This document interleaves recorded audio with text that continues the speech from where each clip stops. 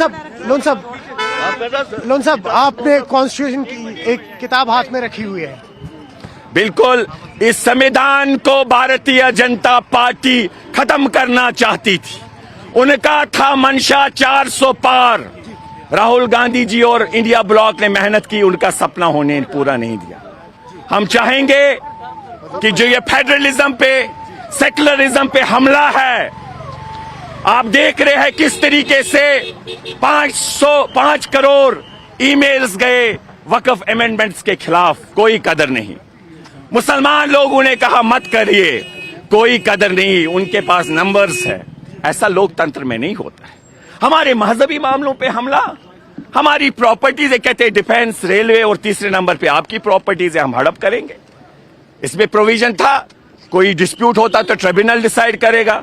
आप कहते हैं डिस्ट्रिक्ट कलेक्टर करेगा, आप कहेंगे सरकार का नॉमिनेटेड आदमी करेगा, और गैर मुस्लिम आएंगे। इनके ट्रस्ट जो है हम कदर करते हैं, उसमें क्यों नहीं मुस्लिम्स? उधर क्यों ऐसा प्रोविजन? अगर डीएम मुस्लिम नहीं, हिंदू नहीं होगा तो दूसरे ऑफिसर को देख लेंगे जो हिंदू होगा। हमारे साथ ये जाति क्यों? हमारे सेंटिमेंट्स की कदर क्यों नहीं? फेडरलिज्म पे हमला, झूठ बोलते। पढ़िए प्रोविजन, इसमें महिलाओं की गुंजाइश, जैसे आरटीआई का बोला जम्मू कश्मीर में नहीं है, 5 अगस्त था आरटीआई यहां। झूठ बोला मैं पढ़ने का राइट टू एजुकेशन महिलाओं को नहीं है, वो था हमारे पास। इनसे बेहतरीन इतना झूठ हिटलर की तरह बोलते कि झूठ सच लगे, लेकिन झूठ रहने वाला नहीं होता है। हम उम्मीद करते हैं जो फेडरलिज्म हमारे स्टेट को यूटी बनाया, और आज के डेट में भी अवामी मैंडेट को कदर नहीं की जाती है। झूठे लोग, अरे एट द अर्लीस्ट बोला सुप्रीम कोर्ट ने, वहां कहा आपने हम कर देंगे बहाल। कब तक आप इंतजार करवाएंगे? और यहां पर आप चुनी हुई सरकार को चलने नहीं देंगे। ये कोई उमर अब्दुल्ला साहब की सरकार का मसला नहीं है, ये एक इदारे का मसला है। ये जम्मू कश्मीर के अवाम को डिसएम्पावर करने का मसला है। वायलेशंस कितनी है सर राइट्स को लेकर? Brazen violations beyond words, they have crossed all limits. This is enough.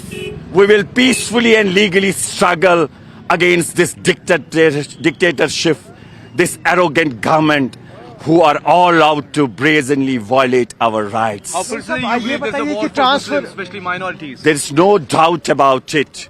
Secularism is a basic structure of the Constitution.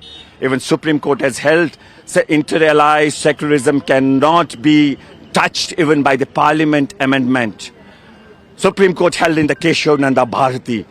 But see how they are attacking the federalism, which too is a structure, basic structure of the Constitution.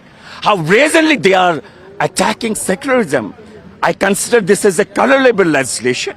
If not directly, they are applying a Trojan horse to violate, to do something which is not otherwise permissible. We are in a democracy. Democracy is not only the numbers. It has a vast meaning. Loan साहब, हमने देखा कि कुछ तबादले भी हुए हैं LG administration की तरफ से, सुनने में मैंने कहा it's beyond that. They are not respecting the mandate of the people. What I believe, there are very larger issues, paramount issues. I hope those will be discussed and the decisions will be taken which will be in the interest of the people. Maybe talk about the law part situation. तो आपने सुना Irfan Hafeez loan को, जो क्रीरी बारामुल्ला से MLA हैं कांग्रेस को, और एक हाथ में इन्होंने कॉन्स्टिट्यूशन की किताब ली हुई है और वही पोस्टर्स भी रखे हुए हैं हाथ में, और क्लियरली एक मैसेज दे रहे हैं। कह रहे हैं कि मसला सिर्फ जो हाल ही में तबादले किए गए एलजी एडमिनिस्ट्रेशन की तरफ से वो नहीं है, मसला है स्टेटहुड का जो वादा किया गया था सेंटर की तरफ से, जो अभी तक पूरा नहीं हो पाया है। ह्यूमन राइट्स वायलेशन पे भी इन्होंने बात की है, और कई सारे ऐसे मुद्दे हैं जिसपे इन्होंने अभी बात की है जो आपने सुना। आप जुड़े रहे न्यूज़ 18 JKLH के साथ।